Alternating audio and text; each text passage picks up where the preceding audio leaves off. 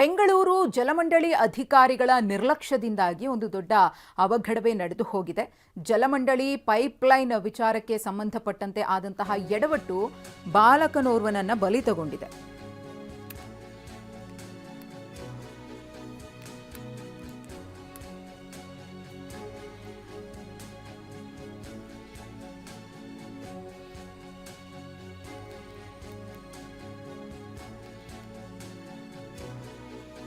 ಕೆಪಿಸಿಸಿಗೆ ಪತ್ರ ಬರೆದ ಜಿಲ್ಲಾ ಕಾಂಗ್ರೆಸ್ ಅಧ್ಯಕ್ಷರು ಚಂದ್ರಶೇಖರ್ ಅವರಿಗೆ ಅಧ್ಯಕ್ಷ ಪತ್ರ ಬರೆದಿದ್ದಾರೆ. ಮಾಜಿ ಸಂಸದ ಶಿವರಾಮೇಗೌಡರಿಗೆ ಸಂಕಷ್ಟ ಶುರುವಾಗಿದೆ.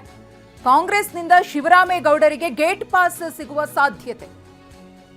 ಶಿವರಾಮೇಗೌಡರದ್ದು ಎನ್ನಲಾದಂತಹ ಆಡಿಯೋ ವೈರಲ್ ಆಗಿರುವ ಹಿನ್ನೆಲೆಯಲ್ಲಿ ಶಿಸ್ತು ಕ್ರಮಕ್ಕೆ ಮಂಡ್ಯ ಜಿಲ್ಲಾ ಕಾಂಗ್ರೆಸ್ನಿಂದ ಆಗ್ರಹ ಕೇಳಿಬಂದಿದೆ.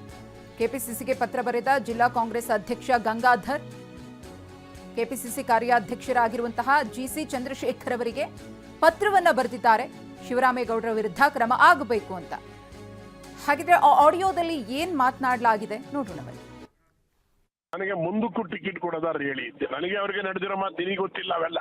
ಹೇಳಿ ಒಂದ್ಸರಿ ನಾವು ಟಿಕೆಟ್ ಕೊಟ್ಮೇಲೆ ನಿನಗೆ ಕೊಡೋದು ಎರಡನೇ ಮಾತಿಲ್ಲ. ಆದ್ರು 36 ಕೋಟಿ ಖರ್ಚು ಮಾಡಿಸಿದ್ರು ಸನ್ಮಾನ್ಯ ಕುಮಾರಸ್ವಾಮಿ ಅವರು. ಯಾಕಪ್ಪ ನನಗೆ ತಿರ್ಗಾ ಟಿಕೆಟ್ ಕೊಡ್ಲಿಲ್ಲ? ಹೇಳಿ. ನಾನೇನ್ ನಾನು MP ಆಗಿದ್ದಾಗ 6 ತಿಂಗಳು ಗೌಡ್ರು ಮನೆ ನಾಯಿ ಇದ್ದಂಗಿದ್ದೆ. ನನಗೆ ಟಿಕೆಟ್ ಕೊಡ್ದಲೆ ಕುಮಾರಸ್ವಾಮಿ ನಿಖಿಲ್ ಕುಮಾರಸ್ವಾಮಿ ಅಂತ ನಿಲ್ಸಿದ್ರು.